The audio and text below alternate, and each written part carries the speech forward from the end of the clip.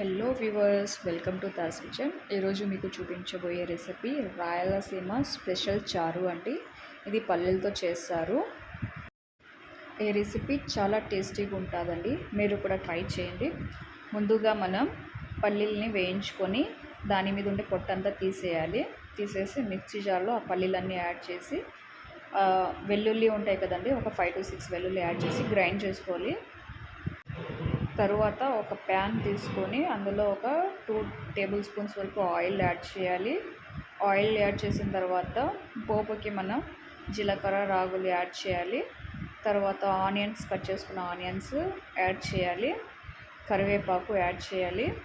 Green chillies ఉంటాయి కదండి, ఒక 6 to 7 గ్రీన్ చిల్లీస్ యాడ్ చేయాలి. యాడ్ చేసి కొంచెం గ్రీన్ చిల్లీస్ కుక్ అయ్యేంత వరకు కుక్ చేయాలి. తరువాత టమాటాస్ ఉంటాయి కదా, ఒక 5 టమాటాస్, మీడియం సైజ్ టమాటాస్ 5 ఉంటాయి కదా, ఆ 5 టమాటాస్ కట్ చేసుకొని స్లైసెస్ లాగా అందులో యాడ్ చేయాలి.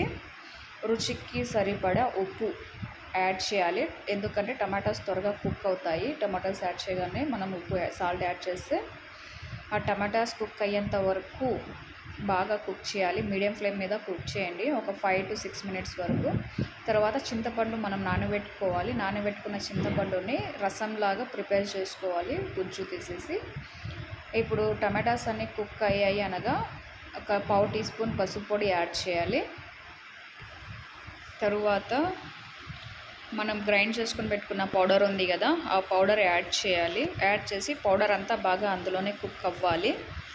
ఆ పచ్చి వాసన అనేది వెళ్ళేంత వరకు వాటర్ యాడ్ చేయకుండా మనం కుక్ చేయాలి.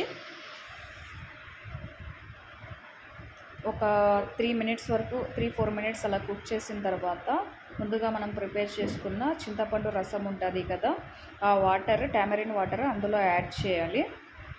యాడ్ చేసి బాగా మిక్స్ చేయాలి. వాటర్ యాడ్ చేయాలండి. ఇది మీకు చిక్కగా ఉండాలనుకుంటే కొంచెం వాటర్ యాడ్ చేయండి, ఒక 1 గ్లాస్ వరకు. లేదు కొంచెం పల్చగా ఉన్నా కానీ అడ్జస్ట్ సరిపోతుంది అనుకుంటే ఒక 1.5 గ్లాస్ వాటర్. నేనైతే 1 గ్లాస్ వాటర్ మాత్రమే యాడ్ చేశాను. ఇది 3 to 4 పీపుల్స్ వరకు 1 టైంకి సర్వ్ అవుతుంది, సర్వ్ చేసుకోవచ్చు. తర్వాత కొత్తిమీర, లాస్ట్లో కొత్తిమీర యాడ్ చేసి ఎక్కువసేపు కుక్ చేయకూడదు. ఇప్పుడు జస్ట్ మనకి ఒక పొంగు వచ్చి రెండో పొంగు వస్తుంది అనగానే మనం ఫ్లేమ్ ఆఫ్ చేసేయాలి, ఎందుకంటే ఎక్కువ కుక్ అయిందనుకోండి టేస్ట్ అనేది ఉండదు.